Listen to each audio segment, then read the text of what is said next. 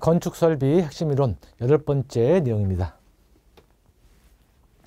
8번째는 이제 8장 난방설비여서 이 내용을 보시면 이제 열쾌적해서 요 종류, 물리적인 변수인 기온, 습도, 기류, 복사열 4가지를 고려한다. 4가지. 자, 여기서 유효온도를 보면요. 기온, 습도, 기류, 습도를 빠졌죠. 습도가 지금 빠져 있어요. 그래서 여기서 유복, 작등, 합, 습 이렇게 보시면 될 것 같아요. 그래서 유효, 습도는 있죠. 습도는 있고 여기서 복사열만 빠져 있는 걸 볼 수가 있어요. 그래서 기온, 습도, 기류, 복사열인데 유효온도는 복사열만 빠져 있고 그래서 여기서 암기할 때 유복, 복사열만 빠진다. 작등, 합습, 그래서 습도만 빠진다. 그래서 보시면 돼서 작용온도, 등가온도, 합성온도에서 습도만 빠진다는 거서 요거 같은 경우는 우리가 이제 특히 이제 그 작용온도를 등가온도를 보면 실제 우리가 이제 어떤 그 교재에서는 뭐 습도를 포함하고 있는 경우도 있고 우리 교재에서도 이제 보면 습도를 이제 포함한다라고 되어 있는데 실제 이제 예전에 이제 출제했던 이제 문제를 보게 되면은 이 등가온도는 습도가 이제 빠져 있는 걸로 해서 출제가 된 적이 있었어요. 그리고 또 어떤 교재에서는 실제 등가온도 습도는 빠져 있다라고 이제 되어 있고 그래서 물론 이제 우리 교재에도 습도를 포함한다고 되어 있는데 실제 출제에서 문제에서 빠져 있기 때문에 이 등가온도는 실제 이제 뭐 빠져 있는 걸로 여러분들이 그 학습을 해 주시면 될 것 같아요. 그래서 우리가 뭐 교재에서도 어떤 교재는 포함이 되어 있고 그렇기 때문에 정확하게 기준을 우리가 시험에 나왔던 걸 기준으로 하는 것이 가장 이제 좋기 때문에 빠져 있다라고 이제 여러분들 암기를 해 주시면 될 것 같고요. 전열 이론에 가서는 크게 이제 열 전도율과 열 전달률, 열 관률 3가지가 있는데 열 전도율은 요 두께요. 재료 1m죠. 그래서 1m 재료 두께에 양축 온도가 1도씩 차이 날 때 이 흐르는 열량을 우리가 열 전도율이라고 하고요. 그 전달률은 벽체 1제곱미터의 벽과 공기 온도차가 1시간 동안 1도씩 차이 날 때 흐르는 열량이기 때문에 이거는 면적으로 이렇게 주어졌어요. 그 열 관률은 열이 통과되는 정도이기 때문에 이것도 마찬가지로 면적입니다. 그래서 열 전도율만 두께로 이제 표현이 되어 있고 나머지는 다 면적, 이것도 면적으로 이렇게 표현되어 있다고 이거 다 잘 구분해 주시고요. 그래서 열 관류율을 계산하는 문제가 나오게 되면 실외 열 전달분의 1. 자, 벽이 이렇게 있으면 그래서 뭐 단열재가 있을 거고 여기 콘크리트고 여기 뭐 벽돌이라고 가정하고 여기 외부고 여기 내부라고 이제 가정하면 이 외기 쪽에 대한 열 전달이 있을 거고 내부 쪽에 대한 열 전달이 있겠죠. 왜냐면 내부의 공기와 벽이 통과되는 정도니까 여기가 있고 여기가 있어요. 그래서 크게 이제 외부하고 내부에 대한 열 전달이 있는 거고요.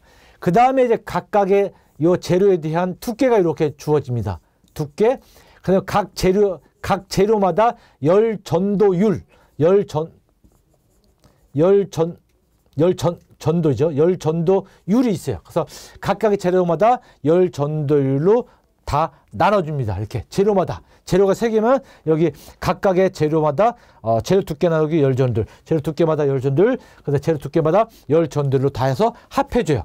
그 다음에 반대로 또 이제 내부에 대한 열 전도율 분의 1로 계산하는 거예요. 그래서 크게 어렵진 않아요. 공기층에 있는 경우는 이제 공기층에 대한 열 저항 넣어주면 되기 때문에 그래서 열 관리율의 계산 문제가 나오게 되면 이제 왜 어렵냐면 실제 계산기를 두들겼더니 답이 안 나와.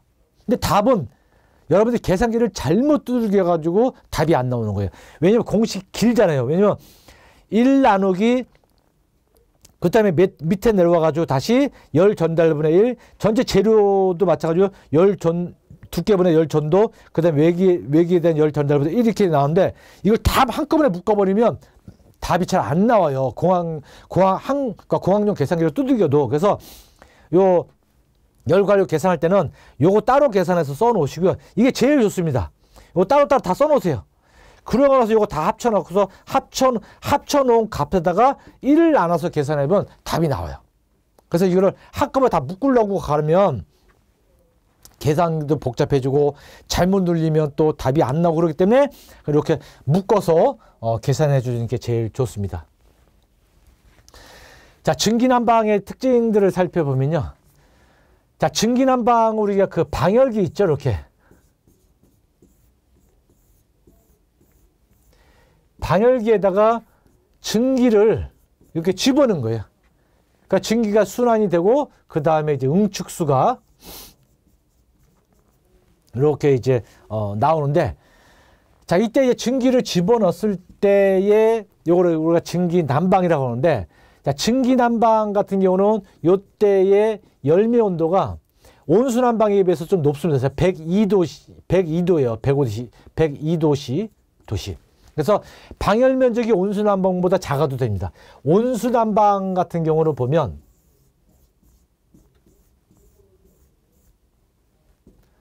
자, 여기다가 온수를 집어넣게 되면 얘가 온수난방이에요.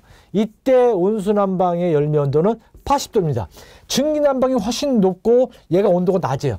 그러면 같은 동일한 방 크기가 있다고 그러면 하나는 증기고 하나는 온수를 집어넣었어.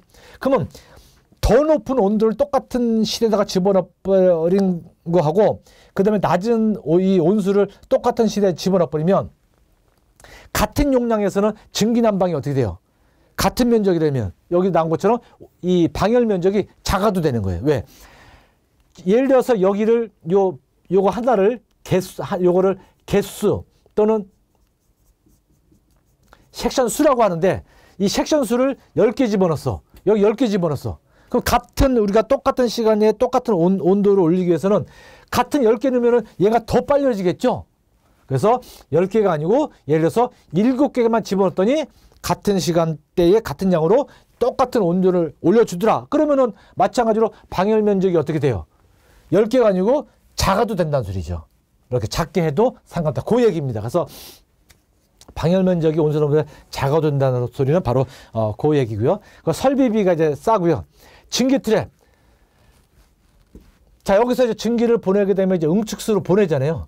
여기 이렇게 해서 이제 증기와 물을 완전 분리시켜주는 그 역할을 하는 게 요 증기 트랩이에요. 그래서 증기 응축수를 분리시켜서 응축수만 배출하는 것이라는 거. 자, 진공환수식. 저압증기 난방에서 기계 환수한 방식이고, 진공환수식이라는 소리는 요 응축수 있죠. 응축수를 환수시키는 방법이에요. 환수시키는 방법인데 그냥 환수가 아니고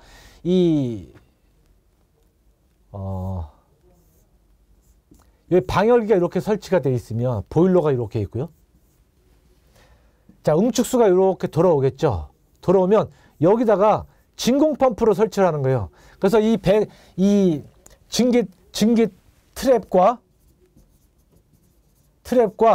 요 진공 펌프 사이를 진공압으로 만드는 거예요. 그러니까 진공압으로 만들게 되면 일반적으로 이제 중력으로 뚝 떨어뜨리는 방식보다는 어떻게 해요? 응축 순환을 더 빨리 이렇게 할 수가 있습니다. 그래서 증기 순환이 가장 빠르고 보일러 설치 위치에 제한을 받지 않습니다. 리퍼트이음인데 리퍼트이음은 방열기보다 높은 곳에 환수 주관보다 높은 곳에 진공 펌프를 설치할 때 리퍼트이음을 설치를 한다. 그래서 이때 리퍼트이음을 보면 자, 이렇게 해서 이제 여기서 이제 응축수가 들어오는 거죠. 그래서 이렇게 응축수를 이렇게 한 단 한 단씩 이렇게 올리는데 이때 한 단의 높이가 1.5m 이내로 이렇게 합니다. 그래서 두 단에서 세 단 범위 내에서 리퍼트이음을 설치를 하고요. 자, 냉각레그는 완전한 응축수를 틀에 보내는 관계로 보온 피복을 하지 않는다. 자, 여기서 그림을 하나 더 이렇게 추가해서 이렇게 이제 제가 이제 그리게 되면 자, 여기서 증기를 보내는 거죠. 증기를 보내게 되면 이 배관의 끝이 수직으로 올라가는 게 아니고 여기서 약간 이렇게 이제 내려와 있어요. 약간 내려 있어가지고 이 배관에 지나가다가 생기는 이 증기가 물로 응축수로 바뀌는 경우도 있겠죠. 그걸 뽑아내기 위해서 배관 말단을 요 응축수가 흐르는 관하고 이렇게 연결을 시켜놨어요. 요거를 우리가 냉각내그 배관이라고 해요. 그래서 다른 것은 이 지나가는 증기가 식지 말라고 거기다가 보온 피복을 하는데 여기서는 응축수를 빨리 전환시키고 그러니까 이게 여기까지 넘어온 증기들을 완전한 물로 바꿔주기 위해서 여기서는 보온 피복을 하지 않습니다. 그걸 우리가 냉각내그라고 해요. 그래서 완전한 응축수라고 했어요. 그러니까 이거를 냉각내그로 해가지고 냉각을 시킨다 그러면 틀린 거예요. 냉각이 아니고 완전한 응축수, 그러니까 물로 만들어지기 위한 배관이다라고 보시면 될 것 같고요. 자, 하드포드 접속법에서 보일러 내의 안전수위, 그 다음에 증기압과 환수압과의 밸런스, 침전된 찌꺼기를 제거한다라고 보시면 될 것 같습니다. 자, 온수난방으로 가서, 자, 앞에서 이제 그림으로 제가 이제 증기하고 온수를 같이 그렸는데, 자, 여기에 이제 온수로 보내주게 되면 얘가 온수난방이에요. 그래서 여러분이 좀 착각하면 안 되는 이유가 뭐냐면 온수난방 그러면은 보통 우리가 집에 있는 방바닥 있죠. 방바닥을 온수난방으로 착각하시는 분들이 이렇게 굉장히 많습니다. 방바닥은 그건 복사난방이에요. 그 복사난방이고 이 방열기에다가 반역에 온수를 집어넣게 되면 얘가 온수난방이에요. 그래서 그거는 정확하게 구분을 해 놓으셔야 돼서 현열을 이용한 난방 방식이랬죠. 현열은 우리 0도에서 100도씨. 그래서 우리가 이제 뭐 필요에 따라서 뭐 30도, 60도 이제 얼마든지 올릴 수가 있기 때문에 요거를 우리가 현열이라고 합니다. 온도 변화에 따라서 출입하는 열, 우리가 현열이라고 하죠. 온도 조절이 용이하죠. 증기는 그게 안 되는 거예요. 그래서 쾌감도가 이 증기난방에 비해서 온도가 낮기 때문에 열매 온도가 80이라겠죠. 그래서 온도가 낮기 때문에 쾌감도가 높고요. 그다음에 물을 이제 100도씨 이상을 쓸 때는 강판제 보일러와 밀폐식 팽창 탱크 사용이 필수입니다. 그래서 두 개가 짝이에요, 짝. 그래서 강판제 보일러를 쓴다. 그러면 밀폐식 팽창 탱크가 반드시 들어와야 돼요. 근데 우리가 시험 문제에서는 이렇게 안 나오고 어떻게 나오냐면 강판제 보일러와 개방식 팽창 탱크를 사용한다. 이렇게 나온단 말이에요. 그러면 마주 하고 그냥 지나가 버리면 못 찾아요. 왜냐면 한번 내가 틀린 거를 처음에 잡아내지 않는 이상은 두 번째 봤을 때는 못 잡아냅니다. 그래서 강판제 보일러와 밀폐식 팽창 탱크는 항상 같이 쓰인다는 거. 자, 여관수 방식, 반열기 FCU, 기기마다 배관의 마찰 저항이 비슷해져 유량이 균등하게 하기 위해서 역환수 방식을 우리가 채택을 합니다. 자, 복사난방을 보면요. 복사난방 이제 방금 얘기했자면 요거는 집에, 방이죠, 방. 방 바닥이에요, 방 바닥. 그래서 우리가 이제 그 방 바닥에 출입문이 이렇게 있고 창문이 이렇게 있으면 배관은 이렇게 가는 거죠. 이렇게 해서 매설돼서 이렇게 갑니다. 그래서 이 외기 쪽이 부하가 많이 걸리니까 외기 쪽부터 먼저 극기를 이 온수를 넣어주고 방바닥을 이렇게 해서 훑어서 들어옵니다. 그래서 그는 이쪽에서 열 손실이 많기 때문에 먼저 보내주는. 그래서 여기서 이제 이 배관 안에 물을 집어넣게 되면 배관 안에서 우리가 이제 요 구조체를 데우는 거죠. 데우게 되면 여기서 생기는 복사열로 난방하는 방식입니다. 그래서 바닥 복사 난방이에요. 실내 수직 온도 분포가 균등하고 쾌감도가 좋다.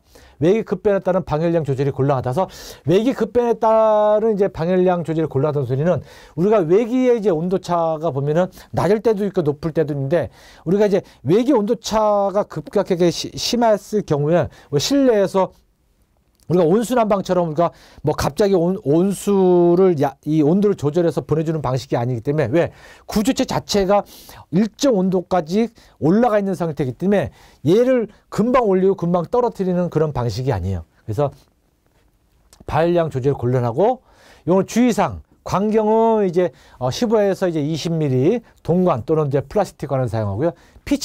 피치는 요 간격이 피치예요. 요게 이제 피치 20에서 30cm. 그 다음에 이제 관 이렇게 있으면 이제 관 상단에서 요 구조체 바닥까지기죠. 요 바닥까지는 관경에 1.5에서 2배 이상으로 한다는 거.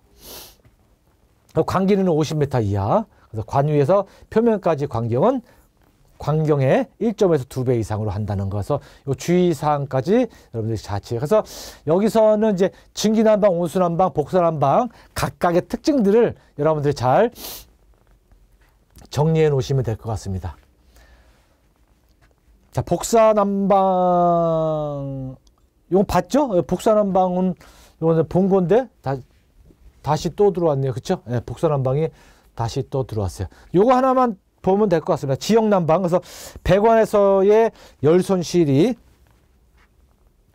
크다는 거 이제 보시면 될 것 같고요. 자, 보일러의 종류로 가서 자, 주철제 보일러 조립식음으로 용량을 쉽게 증가.